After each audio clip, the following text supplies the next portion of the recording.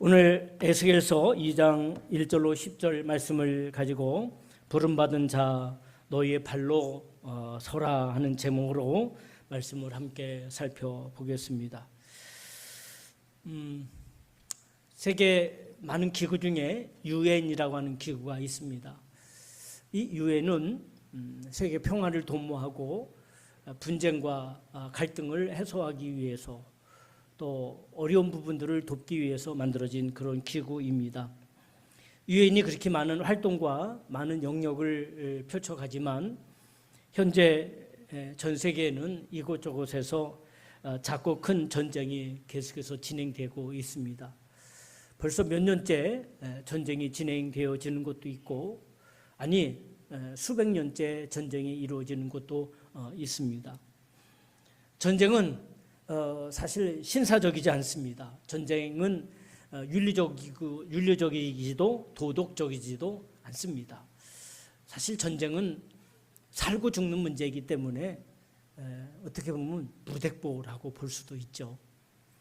이 전쟁에서 만일 패하면 우리는 가정과 국가를 잃어버립니다. 가정은 해체되고 또 이제 주권도 없어집니다. 패한 나라는 아무 주권이 없습니다. 그리고 자유도 없습니다. 뭐든지 통제를 받아야 됐죠. 그뿐만 아니라 미래도 없습니다. 미래에 여러 가지 꿈을 꾸고 집을 사야 되겠다는 꿈도 갖고 미래에 내가 사업을 해야 되겠다는 꿈도 갖고 내가 미래에 무슨 학자가 되고 내가 어떤 발명가가 되고 내가 어떤 한 부분에 사회 한 부분을 이루어야 되겠다는 어떤 미래에 대한 꿈을 갖지만 전쟁에 패한 사람은 사실 미래가 없습니다. 현재만 있을 뿐입니다. 왜 현재만 있습니까? 내가 지금 사느냐 죽느냐 그 입장에 있기 때문에 하루하루 사는 것이 사실 연명하는 삶이라고 볼 수도 있을 것입니다. 그런데 이스라엘은 바빌론과의 전쟁에서 패하게 됩니다. 그들은 수없이 많은 사람들이 바빌론으로 끌려갔고 물론 이 전쟁은 이미 그 전부터 수백 년 전부터 이루어졌던 전쟁이기도 합니다. 그때 약 30여 세 가량 되었던 에스겔이라는 사람이 있습니다. 이 에스겔과 예레미야는 같은 시대에 활동한 선지자입니다. 에스겔은 많은 꿈을 가지고 있었고 그는 행복하게 살아야 될 아주 젊은 나이의 사람이었습니다. 그런데 바빌론의 포로로 잡혀갔을 때 그는 암담한 정말 어두운 삶을 하루하루 살 수밖에 없었습니다. 사실 자기 목숨 하나 지키기도 어렵고 자기 생명 하나 유지하기도 어려운 그런 때였습니다. 그런 때 하나님께서 이제 이 에스겔서 1장을 보게 되면 그에게 환상을 보여주십니다. 그에게 환상을 보여주시면서 에스겔을 이제 포로기에 그를 선지자로 하나님이 부르십니다. 원래 에스겔은 제사장 가족에서 태어나서 제사장이 되어야 될 사람이었는데 지금 나라를 잃어버렸고 다른 나라의 적국의 포로로 잡혀가 있기 때문에 사실 제사장이 필요하지 않았습니다. 왜냐하면 제사가 드려지지 않았기 때문에 그렇죠. 그런데 적국의 포로로 잡혀간 그 포로기에서 그가 선지자로 하나님께 부름을 받았습니다. 신앙생활도 마찬가지죠. 우리 모든 신앙생활은 부름받음으로 시작이 됩니다. 하나님의 부르심을 통해서 우리의 신앙이 시작이 되어진다고 볼 수 있습니다. 하나님은 에스겔을 통해서 이스라엘 백성들에게 그럼에도 불구하고 말씀을 주십니다. 물론 포로 가운데 있는 그 이스라엘 백성들은 사실은 정신이 없죠. 그들도 하루하루 사는 것이 기적이고 하루하루 존재한다는 것이 기적이었던 것이죠. 에스겔도 마찬가지였습니다. 그러나 하나님은 에스겔을 통해서 이스라엘 백성들에게 말씀을 주십니다. 그 말씀은 대부분이 하나입니다. 그것은 바로 회개하라는 것입니다. 왜? 이스라엘이 바빌론에게 그 전쟁에서 지게 된 이유는 힘이 없어서도 아니고 하나님이 하나님이 계시지 않기 때문도 아니라 그들의 범죄 때문에 하나님이 바빌론이라는 나라를 통해서 이스라엘을 치신 겁니다. 그러니까 그들이 바빌론의 포로가 된 것은 하나님의 징계의 한 부분이었다라고 하는 것입니다. 물론 70년이라고 하는 그런 하나님의 언약이 있었습니다. 그러나 이 70년 동안 그들이 어떻게 이기고 어떻게 견디고 어떻게 감당하느냐 하는 것은 하나님의 말씀 앞에 그들이 어떻게 서느냐에 따라서 그들의 미래가 달라지는 것입니다. 그리고 하나님께서 지금 포로가 된 그들에게 말씀을 주시면서 회개를 촉구하시는 이유는 바로 그들의 미래를 위해서인 거는, 미래를 위해서 하나님 주시는 말씀이라는 것이죠. 지금은 비록 포로로 있고 지금은 비록 적국에 그들이 감금되어 있는, 또는 그들의 그곳에 마치 노예처럼 잡혀져 있는 상태이지만 그들의 미래는 다시 하나님께서 광명한 미래로, 새로운 비전의 미래로, 새로운 소망의 미래로 주실 것이기 때문에 그 미래를 위해서 하나님께서 에스겔을 통해서 그들에게 말씀을 주시는 것입니다. 그들이 비록 하나님 말씀을 계속해서 어기고, 오늘 말씀 중에 보면요, 그래서 그런 말이 나옵니다. 패역했다. 하나님 말씀을 듣지도 않고 하나님 말씀에 귀를 기울이지도 않고 하나님을 잘 섬기려고 하지도 않은 그런 마음, 회개하지도 않은 마음을 갖고 있었다는 것이죠. 즉 죄로 또는 타락한 마음으로, 욕심으로 가득한 마음으로 가득 차 있었다는 것입니다. 그럼에도 불구하고 하나님은 그들을 포기하지 않으시고 계속해서 에스겔을 통해서 그들에게, 예레미야를 통해서 말씀을 주십니다. 그 말씀을 주시는 것은 바로 미래를 그들에게 준비하게 하기 위해서입니다. 우리가 그런 이야기 했죠. 옛날에도 저희 이제 집에도, 옛날, 지금은 그 집이 없지만 옛날 집에 가면 안방 그 뒤에 다락이 있었습니다. 다락. 그 다락 안에는 뭐 잡동사니가 많이 들어져 있었어요.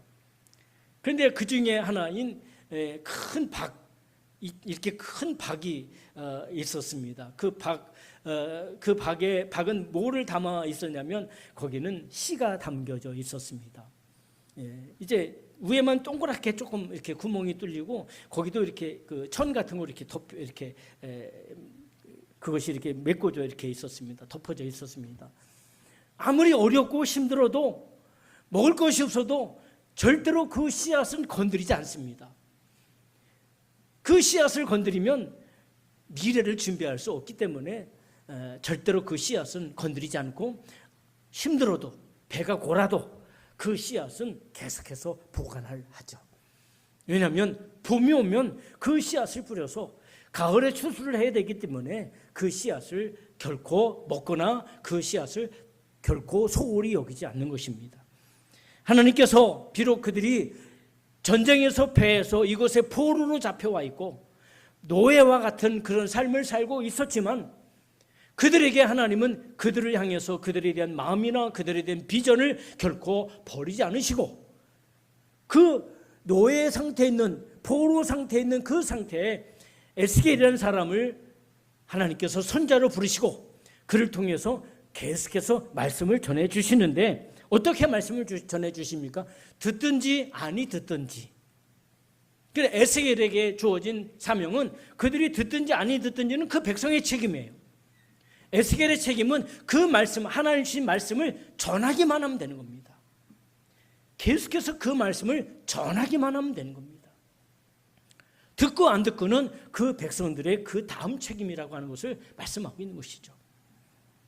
우리를 부르신 하나님은 어떤 분이십니까? 우리를 부르신 하나님은 우리를 창조하시고 우리의 모든 역사를 주관하시는 주관자가 되어 주시는 분이십니다. 우리의 미래를 알고 계시는 분입니다. 그래서 하나님을 예지의 하나님이랬어요. 하나님의 특징이 많이 있어요. 속성이 많이 있습니다. 그 중에 하나는 예지의 하나님, 우리의 미래를 아시는 하나님. 우리의 과거도 아시고 우리의 현재도 아시지만 우리의 미래를 아시는 분이 바로 우리 하나님이라는 사실을 말씀하고 있는 것이죠. 그 하나님은 우리를 위해서 준비하신 것입니다. 그러니까 오늘 그들을 어차피 포로가 되었으니, 어차피 나라는 망했으니 그냥 내버려둬도 됐겠죠. 그들을 포기하고 다른 민족을 택할 수도 있었겠죠. 그러나 하나님은 그들을 포기하지 않으시고 그들에게 계속해서 선자를 통해서 말씀을 주시는 거예요. 말씀을 주실 때는 그냥 주시는 것이 아니라 그들의 미래를 회복을 위해서, 그들의 미래의 새로운 비전을 위해서 그들을 준비하시는 하나님이신 것을 말씀하고 있는 것입니다. 그래서 하나님은 준비하신 하나님. 에스겔을 통해서 이스라엘에게 우리에게 말씀을 주신 이유도 또 마찬가지입니다. 물론 지금도 우리가 쓰임 받고 있어요. 지금도 준비된 사람들이 쓰임 받고 지금도 하나님과 동행하고 있고 지금도 하나님의 은혜 가운데 있습니다. 그러나 하나님은 우리에게 또 다른 미래를 준비하고 계셔요. 가정적으로 또는 여러분 일터적으로 교회적으로 국가적으로 우리는 미래를 알지 못하지만 하나님은 우리의 미래를 아시기 때문에 또 우리의 미래를 주관하시기 때문에 우리의 미래를 준비하시는 하나님이신 것을 믿으시길 주의 이름으로 축복합니다. 심지어 우리 주님은 우리가 거할 곳까지 준비하신다 말씀하셨어요. 수많은 그리스도인들이 핍박 가운데 죽어가면서도 그들은 죽음을 두려워하지 않았습니다. 왜 그렇습니까? 하나님 말씀 때문에 그렇습니다. 내가 너희를 위하여 거처를 예배하러 간다 라고 하신 말씀 때문에, 다시 오시겠다는 그 언약의 말씀 때문에 모든 그리스도인들이 현실에 어렵고 현실이 어둡고 현실이 절망적이어도 그들은 결코 절망하지 않았습니다. 그 이유는 하나님이 나를 위해서, 우리 가정을 위해서, 우리 일터를 위해서, 우리 사업장을 위해서, 우리 교회를 위해서, 우리 또한 이 나라를 위해서 준비하신 하나님이시기 때문에 그렇다는 것입니다. 오늘도 우리를 위해서 준비하시는 그 하나님을 바라보고 그 하나님을 의지하며 나가는 저와 여러분들이 되어지기를 주의 이름으로 축복합니다. 그런데 하나님만 준비하면 안 되죠. 하나님 우리의 미래를 준비하셨어요. 우리의 가정도 준비하시고 우리의 사업장도 준비하시고 우리의 건강도 준비하시고 우리에게 물질도 준비하시고 우리 자녀들의 또한 미래도 준비하셨어요. 그런데 우리가 준비가 되어 있지 않으면 하나님이 준비하신 것이 아무 의미가 없어질 수도 있다는 것입니다. 나를 위해서 준비하신 하나님을 믿는다면 오늘 우리도 우리가 해야 될 일, 우리가 준비해야 될 일은 무엇입니까? 바로 나를 준비시키는 겁니다. 나를. 여러분 자신을 준비시키는 하나님의 사람들이 되시길 주의 이름으로 축복합니다. 현실적으로 어렵고 힘들고 절망적이고 또한 우리의 미래가 불확실하게 보인다 할지라도 우리는 우리 자신을 위해서 하나님의 역사와 능력과 그 약속을 기대하면서 자기를 준비시켜야 돼요.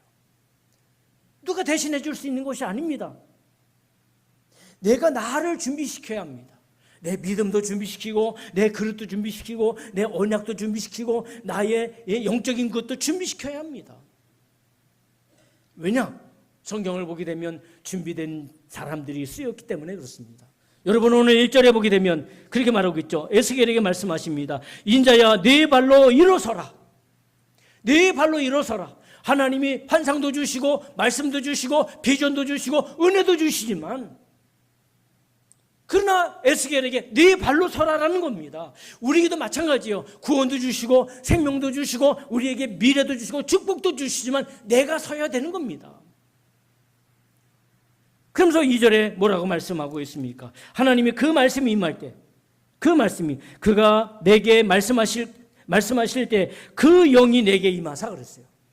하나님이 말씀하실 때 영이 임했다는 겁니다. 그러니까 예수님이 제자들에게 말씀하시죠. 너희는 예루살렘을 떠나지 말고 내가 너희에게 약속한 것을 기다리라. 몇 날이 못되어 너희가 성령을 받을 것이다. 그럼 성령을 받으면 너희가 예루살렘과 온 유대와 사마리아 땅까지 이르러서 내 증인이 되라라고 말씀하셨어요. 뭐예요? 자기를 준비시키라는 겁니다. 우리가 잘 아는 사울도 다메섹에서 예수님을 만나고 그가 아라바 광야에 가서 약 3년 동안은 머물게 됩니다. 그 광야에서 그가 뭘 했겠습니까? 그 광야에서 기도하며 하나님 말씀을 다시 돌아보며 자신을 준비한 사람이 바로 사도 바울이 된 사울인 것이죠.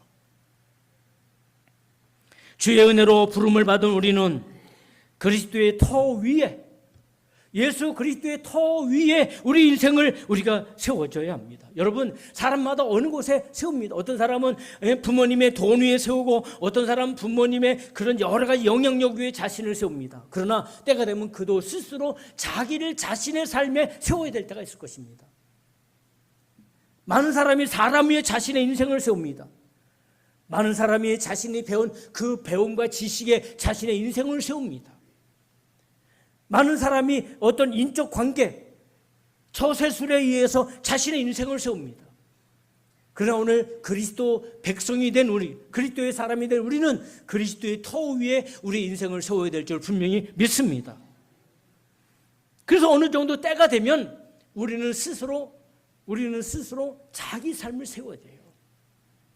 물론 부모님이 기도로 도와주십니다. 형제들이 함께 도와줍니다. 말씀을 나누면서 함께 서로 공동체 안에서 또는 소그룹 안에서 우리가 서로를 말씀으로 도와주고 기도로 도와주고 함께 위로해주고 격려해주고 다 하지만, 그렇다 할지라도 결과적으로 자신이 세우지 않으면 자신의 인생을 만들 수가 없다는 것입니다.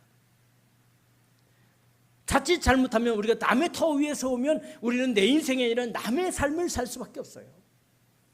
우리는 언제나 그리스도의 터 위에 자신을 세우고 자신의 인생을 만들어가는 귀한 축복의 삶이 되어야 될 줄 분명히 믿습니다.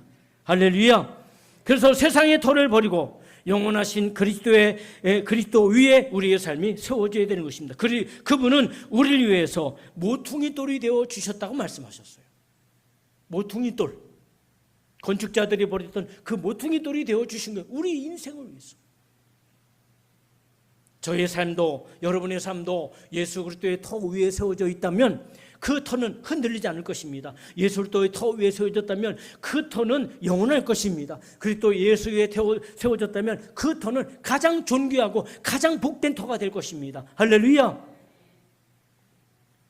그래서 우리는 하나님이 나를 위해서 나의 미래, 나의 비전을 위해서 나의 회복을 위해서 준비하시는 것처럼 우리는 내 자신을 준비해야 되고, 또 우리가 준비해야 될 것은 마음과 삶의 그릇이 준비되어져 있어야 한다는 것입니다.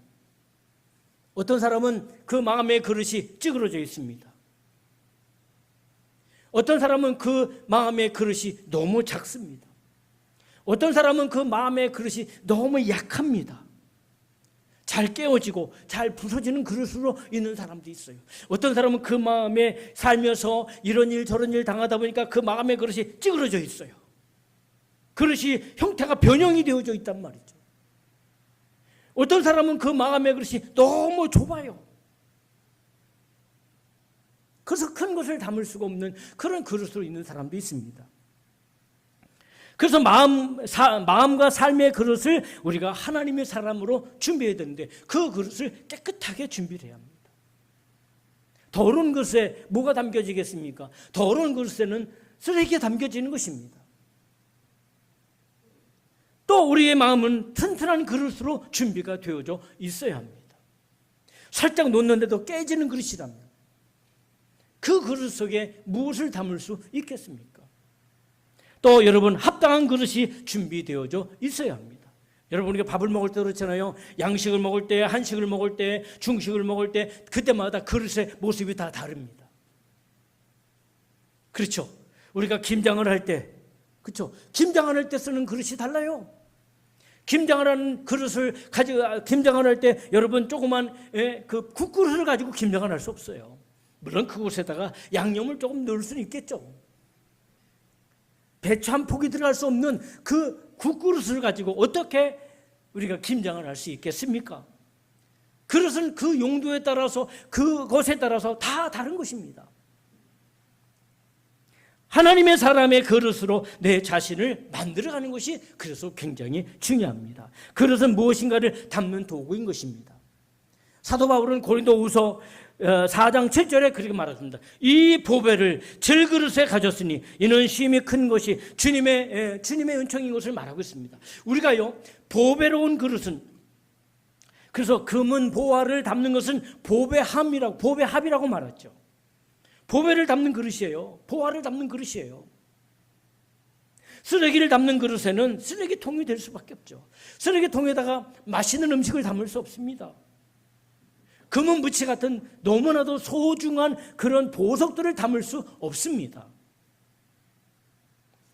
이 보배를 질그릇에 가졌으니 이미 이는 심히 큰 능력이 하나님께 있다라고 말하고 있습니다. 우리가 어떤 그릇으로 하나님께 준비되어지고 만들어지고 세워지느냐에 따라 우리의 미래가 달라지는 겁니다. 사도 바울이 예수님을 처음에 만났을 때 그에게 주신 말씀이 뭐예요? 사도행전 9장 15절에 말씀하시기를 너는 복음 전파를 위해서 유대인과 이방인에게 복음 전파하기 위해서 내가 택한 그릇이다 라고 말하고 있어요. 바울을 향해서 내가 너를 택한 그릇이다. 무엇을 위해서? 복음 전도를 위해서. 여러분이 무엇을 위해서 택한 그릇입니까? 하나님의 영광을 위해서, 하나님의 위대한 일을 위해서 여러분도 모두 다 택한 그릇일 것입니다. 근데 더 복된 그릇이 되기 위해서 우리 자신을 만들고, 그릇이 너무 좁다면 그 그릇을 늘려가야 되겠죠. 그릇이 찌그러져 있다면 그 그릇을 다시 펴서 정말 아름다운 그릇으로 회복을 해야 되겠죠. 그릇이 너무 약하다면 그 그릇을 강하고 튼튼한 그릇으로 만들어줘야 되겠죠. 그래서 하나님 우리를 훈련시키시고 우리 그릇을 키우시고 우리 그릇을 만들어 가신 주님이신 것을 보게 되는데, 오늘 우리도 우리 자신을 만드는 것이 중요합니다. 우리도 하나님의 나라를 위해서 그릇으로 준비되어져 있어야 합니다. 하나님의 말씀과 하나님의 사랑과 성령의 능력과 사명으로 우리 자신이 만들어져 가야 되는 겁니다. 물론 현실적으로 볼 때 사람 때문에 또는 환경 때문에 여러 가지 여건 때문에 힘이 들고 어렵고 절망적이고 또 너무 우리가 스트레스도 받고 그럴 때가 많이 있죠. 그러나 그럼에도 불구하고 나는 내 자신을 만들 때 우리가 좋은 그릇, 축복된 그릇, 합당한 그릇, 튼튼한 그릇, 깨끗한 그릇으로 우리 자신을 우리가 만들어 가야 되는 것입니다. 하나님이 우리를 위해서 준비하듯이, 우리의 미래를 준비하듯이 우리도 언제나 하나님의 말씀을 담고 그 말씀을 나눌 수 있는 그릇이 준비되어 있어야 합니다. 자, 여러분, 성경은 지금 우리가 성경책을 이렇게 너무 편안하게 갖고 있죠. 아니, 이렇게 책도 필요 없습니다. 요즘에는 스마트폰 속에 다 성경이 들어가 있잖아요. 그러나 그 옛날 구약시대에는 성경책도 없었지만 성경을 있다 할지라도 쪽복음밖에 없었어요. 두루마리, 오늘도 두루마리라고 말하잖아요. 두루마리에 말아갖고 갖고 있는 몇 장, 창세기 몇 장, 시편 몇 편, 이렇게 몇 개씩밖에 없었어요. 성경책 하나, 창세기 전체를 갖고 있는 경우도 많지 않았습니다. 더군다나 이스라엘 백성들이 역사적으로 볼 때 나라 없이 전 세계로 흩어진 디아스포라 유대인이라고 하는 그런 일이 많이 있었습니다. 그럼 성경이 없는 그들이 어떻게 언약을 소유할 수 있고 어떻게 언약을 유지할 수 있었고 그 언약 때문에 어떻게 그들이 잃어버렸던 나라를 1945년에 다시 국가를 그 이스라엘 땅에 세울 수 있었습니까? 이유는 하나입니다. 먼저 아버지가 하나님의 말씀을 자기 마음속에 그릇에 담습니다. 그리고 그 담아진 말씀을 아들을 앉혀놓고 그 아들에게 하나님 말씀을 전해주는 겁니다. 창세기부터 시작해서 출애굽 또 이런 말씀들을 그에게 다 전해주는 것입니다. 그러면서 그들에게 말하죠. 우리는 언약의 백성이다. 지금 우리가 나라가 없어서 전 세계를 떠돌고 있지만 하나님의 때가 되면 우리는 나라를 회복할 것이다. 그러니 너희는 준비하라. 그래서 유대인들은요, 돈을 잘 모읍니다. 미국의 굉장히 큰 경제를 굉장히 많은 부분을 주도하는 것이 대개 유대인들입니다. 아니, 전 세계적으로 그렇습니다. 그래서 유대인들은 돈을 참 잘 봅니다. 돈 냄새를 기가 막히게 맡습니다. 왜? 그들은 여러 가지 준비 중에 하나가 바로 그거를 준비했습니다. 그들이 가는 곳마다 회당이라고 하는 시나고게를 만들었습니다. 그곳에서 그들은 어릴 때부터 말씀의 교육을 시킵니다. 신앙 교육을 시킵니다. 율법 교육을 시킵니다.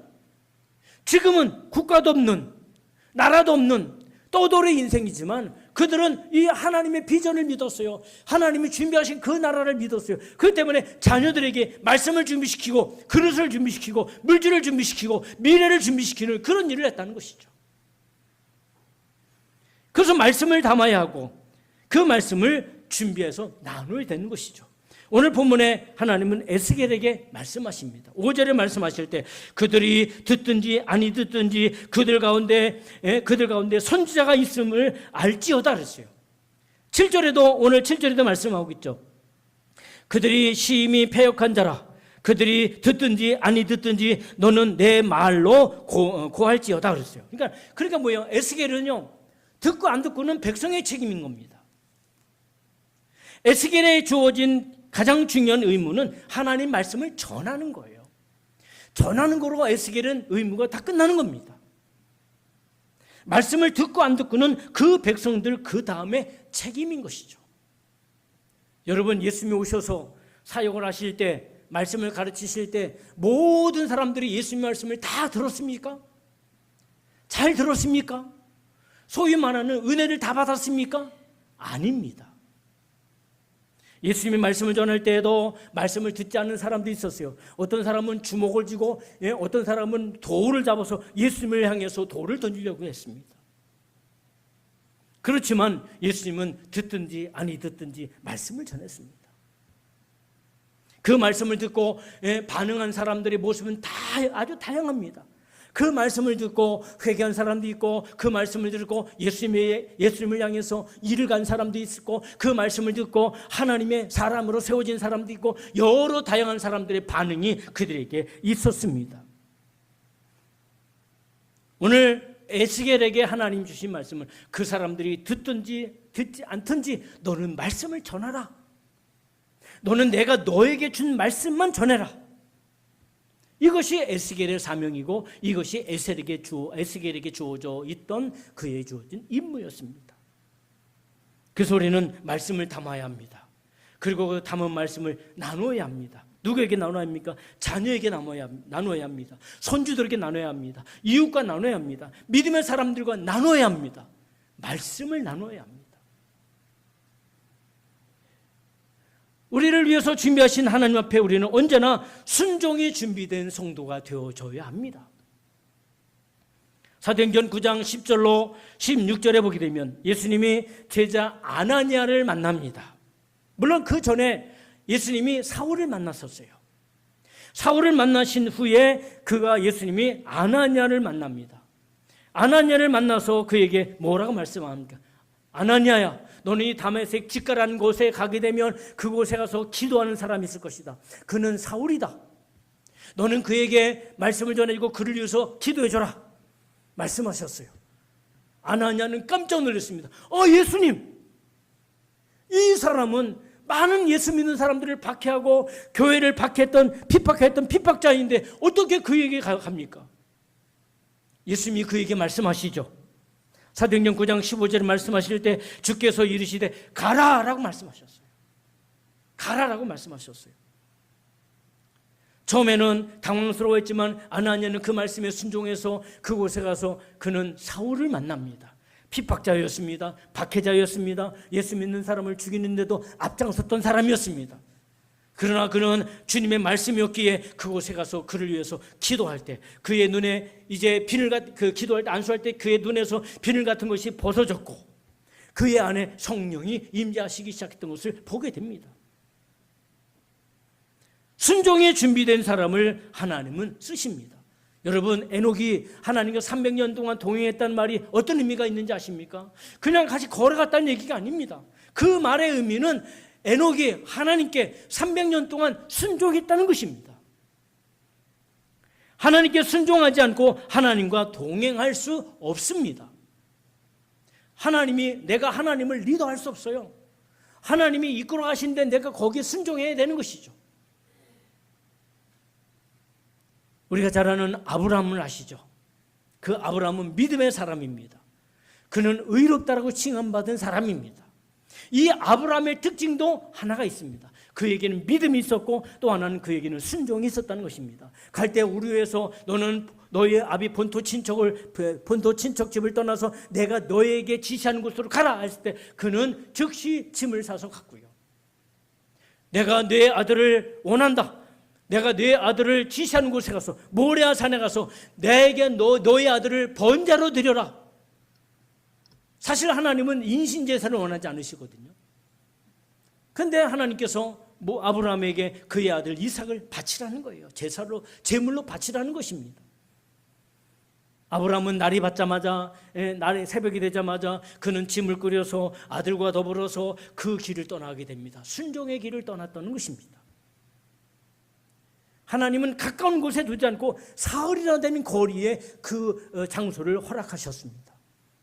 왜 사흘이나 되는 고을에 그 제사의 자리를 허락하셨을까요? 아브라함이 가는 중에 혹시 마음이 바뀌어질까? 혹시 생각이 달라질까? 그의 믿음이, 그의 순종이 꿋꿋하게 계속해서 가는가? 그것을 보시기 위해서가 아닐까? 그렇게 생각을 해볼 수 있습니다.